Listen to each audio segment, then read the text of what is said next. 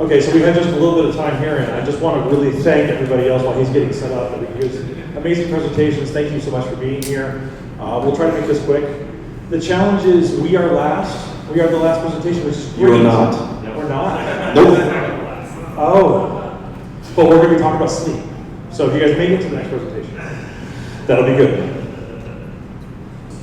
So as you said before, we have these things. Everybody, if you're squeamish, you may want to close your eyes for a second. But I am going to be completely wired up from head to toe of electronics. So I just don't want to scare people there. But we're going to get into that a little bit. We ran into a lot of problems with this hack, but we made it through. Our third member actually is headed to Denver, had to leave at 3 o'clock in the morning, head to Denver for a hurricane hackathon. So there we go. Okay, so I'm going to go through this quick. So basically the challenge is sleep problems are on the rise. We're all, so many blue screens, so many computers, so many things. But we got plenty of sleep tracking technologies. We don't have sleep improvement technologies. And that's really what we're working on here. And so how many people stayed up all night and did not sleep for the hackathon? It couldn't be just us. Come on, there were more out there. Yeah, this is a hackathon, that's what we do. So it's really ironic that we had insomnia while we're working on Insomnia app. So basically we are not just a sleep tracker, we are using binaural beats plus a lot of sensors to be able to measure your sleep status. And then using AI to integrate binaural beats to actually help induce a relaxation effect and a sleep effect. I'm Tracy Ingram, this is Brandon. Muntaser is the one who jumped on a plane to Denver at like 4 o'clock this morning. So this is my actual heart rate here. You see that huge dip there? That was the half hour that we were doing the binaural beats that we were testing. So I actually did blood pressure and stuff beforehand. This is the video, which you probably can't hear because of HDMI issues. So we'll just call it like a video, but it shows before and after my blood pressure. My blood pressure went down by 20 points on the diastolic and about 10 points on pulse. So there I am waking up from the nap. You can see I tried to put a thing over myself. And, yeah. We had some problems. I told you guys I was going to break through and break something. Well, we broke a lot of things actually. Went through 3 of these sensors. Lesson learned: if you're going to track something, make sure it works before you start hacking it. So we went through 3 of those sensors. Then we did an OpenBCI device, 2 of those sensors, an OpenBCI device, 8 boards or 4 boards, 4 boards, and then we finally settled on the Muse. Yeah, so basically check to see if it works first.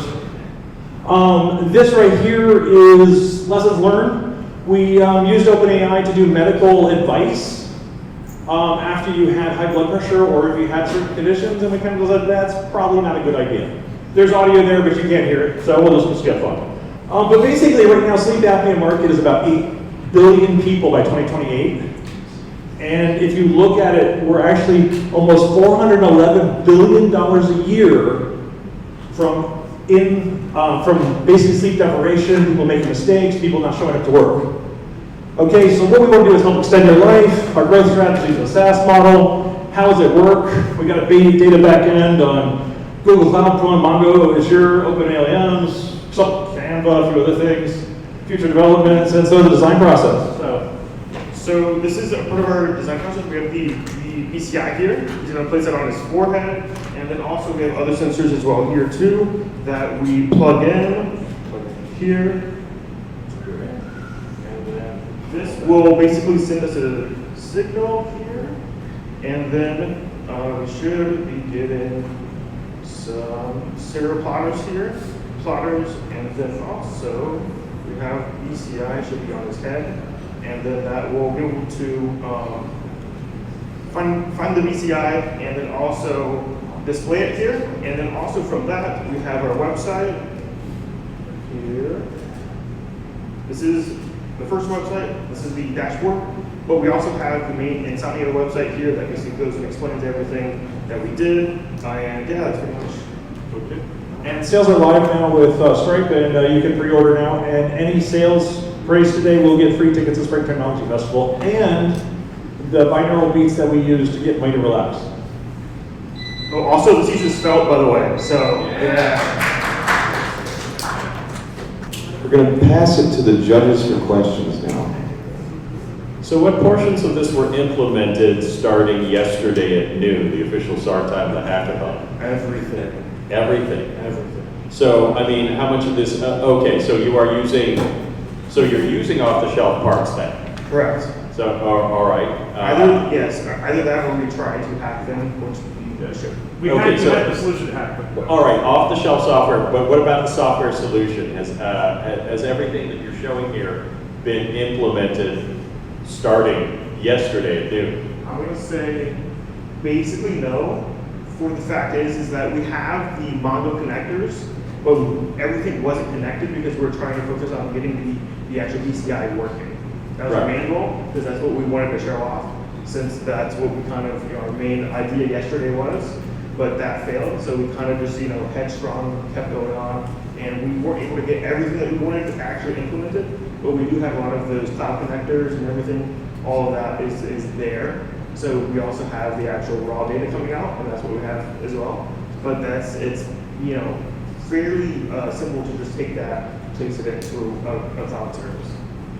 Okay, I mean, yeah, we love a good solid implementation, but we're also trying to stay within. Maybe, of course, it's only 24 hours, so, Any other questions? Okay. By the way, point of information for anybody in the audience, BCI's brain-computer interface. Yes. So there's already products like Aura Ring and people use Apple Watch, and there's this little Google device that you put next to your bed and tracks your sleep. And my biggest, at least my thought was that wearing that thing on your head and having some stickers on your chest, would you be able to sleep fine?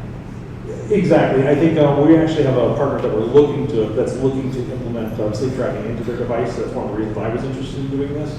But one of the things that we found is that although there's things that will track the sleep, they're not interacting with you real time and using bone conduction headphones to actually induce a sleep state and try to relax you if you are anxious or if you wake up in the middle of the night. So, how are you storing all this data? Because technically this is HIPAA, medical data. It would need to be in a HIPAA compliant environment. Obviously, the cloud would need to be HIPAA compliant as well. Sure. It's in Mongo currently, but I'm not sure if that's HIPAA compliant. Do you know? If it's not HIPAA compliant, then it'll go straight to Azure, because I have a lot of experience doing that. Do that basically all day, is just mess with health data and Azure cloud. So that's what I do. So I just go over there. Are you guys making any claims as far as that would require FDA approval? We headed down that. Really, sleep apnea has a great reimbursement, so that would be something that we would look at, but that would require an FDA and maybe a class 1, class 2, and maybe some trials that would do that. But yes, so in a certain state, which you'll get if you purchase right now, will just be binaural beats. You're not going to get any equipment, but that would be something that we use to relax, and that's not going to be HIPAA. That would be completely HIPAA compliant, but FDA, everything like that. So there's ways of doing it, but that is a reach that we couldn't do in 24 hours. Okay. But right for me, I understand the constraints through the hackathon, what have you, but Yes. in the future, so if I was going to pre-order this thing right now, and I bought it and I had it shipped over to me, how would you be storing my data in here?